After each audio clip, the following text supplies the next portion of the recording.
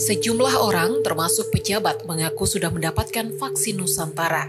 Bahkan, dikabarkan Turki siap memesan vaksin Nusantara sebanyak 5,2 juta dosis. Kabar ini pun menjadi sorotan publik. Mereka lantas mempertanyakan bagaimana cara mendapatkan vaksin Nusantara. Menanggapi pemberitaan yang beredar, juru bicara vaksinasi COVID-19 dari Kementerian Kesehatan Siti Nadia Tarmizi akhirnya buka suara. Kemenkes menegaskan vaksin Nusantara dapat diakses oleh masyarakat dalam bentuk pelayanan berbasis penelitian secara terbatas. Penelitian tersebut berdasarkan nota kesepahaman atau MOU antara Kementerian Kesehatan bersama dengan Badan Pengawasan Obat dan Makanan atau BPOM dan TNI Angkatan Darat pada April lalu. Masyarakat yang menginginkan vaksin Nusantara atas keinginan pribadi nantinya akan diberikan penjelasan terkait manfaat hingga efek sampingnya oleh pihak peneliti. Kemudian, jika pasien tersebut setuju, maka vaksin Nusantara baru dapat diberikan atas persetujuan pasien yang bersangkutan.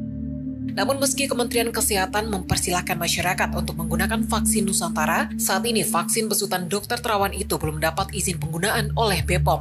Pasalnya, vaksin Nusantara belum melengkapi sejumlah persyaratan yang diminta seperti uji klinis tahap 3. Lantas, apa saja persyaratan yang belum lengkap tersebut? Kepala Badan Pengawasan Obat dan Makanan Penny Kalukito mengungkapkan alasan BPOM belum izinkan uji klinis lanjutan untuk vaksin Nusantara. Pertama, 20 dari 28 subjek penelitian vaksin Nusantara mengalami kejadian tidak diinginkan. Kejadian tidak diinginkan yang dimaksud yakni nyeri lokal, nyeri otot, nyeri sendi, dan nyeri kepala. Kemudian penebalan, kemerahan, gatal, lemas, mual, demam, batuk, dan pilek. Selain itu, terdapat kejadian yang tidak diinginkan grade 3 pada 6 subjek dengan rincian, yaitu 1 subjek mengalami hipernatremi, 2 subjek mengalami peningkatan blood urea nitrogen atau BUN, dan 3 subjek mengalami peningkatan kolesterol. Kedua, persetujuan lolos kaji etik tidak dilakukan oleh Komite Etik Tempat Penelitian Vaksin Nusantara. Penny menjelaskan kaji etik merupakan hal yang kritikal, karena tugas utama kode etik adalah mengawasi hak dan keamanan subjek penelitian. Tak hanya itu, Penny menyebut pihaknya menemukan data keamanan uji klinis fase 1 vaksin Nusantara dihilangkan peneliti. Ia menuding terdapat data-data keamanan yang diganti oleh peneliti dengan menghilangkan data yang lama, sehingga tidak dapat ditelusuri keaslian data dan tidak dapat diketahui penyebab perubahan data tersebut. Penny melanjutkan, terdapat inkonsistensi pencatatan data pada dokumen sumber, worksheet, dan case report form terhadap kejadian tidak diinginkan yang dialami oleh subjek penelitian vaksin Nusantara. Ini menyebabkan tidak dapat diketahui data yang benar. BPOM juga menemukan subjek yang seharusnya tidak dapat direkrut karena tak masuk dalam kriteria inklusi atau sudah memiliki antibodi, tetapi diikutkan dalam penelitian vaksin Nusantara. Hal ini tidak sesuai dengan protokol penelitian dan menyebabkan hasil tidak valid. Ketiga, Penny mengatakan pembuatan produk vaksin yang menggunakan campuran sel dendritik itu tidak steril.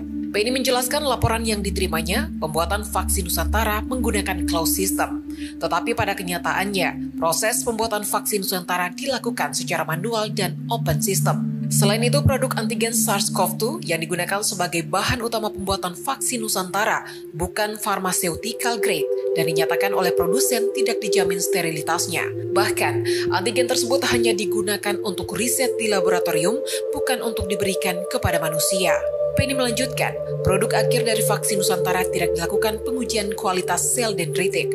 Peneliti hanya menghitung jumlah selnya saja. Sementara itu, penghitungan sel juga tidak konsisten karena ada 9 dari 28 sediaan yang tidak diukur. Kemudian, dari 19 yang diukur terdapat 3 sediaan yang di luar standar tetapi tetap dimasukkan. Keempat, Penny menyebut metode pengujian vaksin Nusantara tidak dilakukan validasi dan standarisasi sebelum pelaksanaan penelitian. Peneliti vaksin Nusantara juga hanya menyerahkan hasil dengan 2 macam pengujian menggunakan alat yang berbeda dan hasil yang berbeda. Hal tersebut, kata Penny, tidak diperbolehkan karena akan timbul subjektivitas peneliti dengan memilih hasil yang dianggap lebih baik memberikan nilai. Berdasarkan hal tersebut, BPOM kemudian menyatakan bahwa hasil uji klinis tidak dapat diterima validitasnya. Untuk diketahui, vaksin Nusantara merupakan vaksin COVID-19 pertama di dunia yang menggunakan pendekatan sel dendritik. Metode pelaksanaan vaksinasi yakni dengan mengambil darah dari tubuh seorang subjek atau pasien. Kemudian darah dibawa ke laboratorium untuk dipisahkan antara sel darah putih dan sel dendritik atau sel pertahanan bagian dari sel darah putih. Sel dendritik ini akan dipertemukan dengan rekombinan antigen di laboratorium sehingga memiliki kemampuan untuk mengenali virus penyebab COVID-19 SARS-CoV-2. Setelah sel berhasil dikenalkan dengan virus corona, maka sel dendritik akan kembali diambil untuk disuntikan ke dalam tubuh subjek atau pasien yang sama dalam bentuk vaksin. Kemana lagi kita bertanya kalau bukan ke negara kita, petugas pejabatnya gitu loh. Kan ini memang mereka yang ngawasi itu. Ibu yang memaparkan, saya bertanya berdasarkan paparan ini. Bukan paparan negara lain, bukan paparan kementerian lain. Nah, kalau ibu nggak bisa jawab, ini andai kata ini jadi obat demam, nggak sembuh demam kawan-kawan tuh gara-gara nggak ada jawaban ini.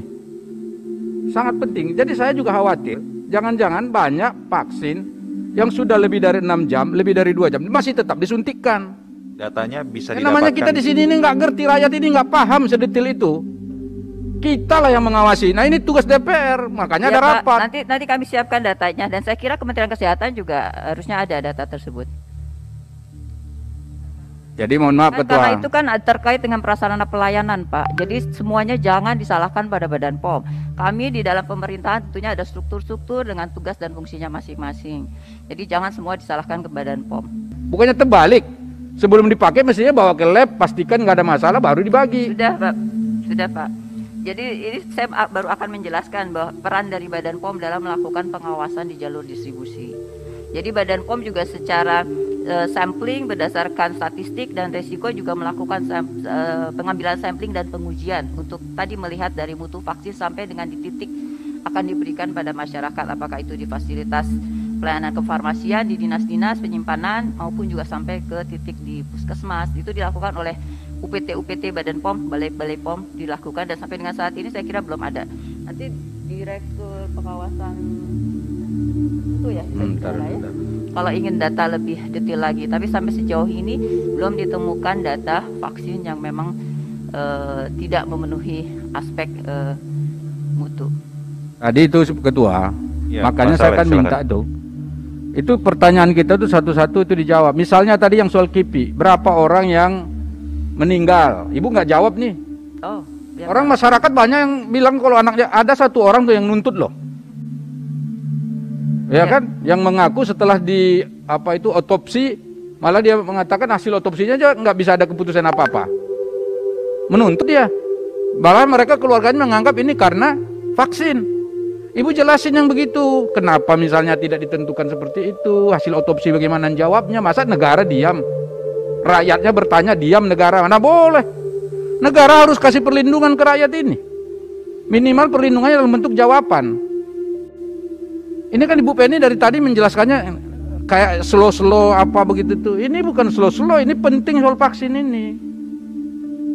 Ya enggak?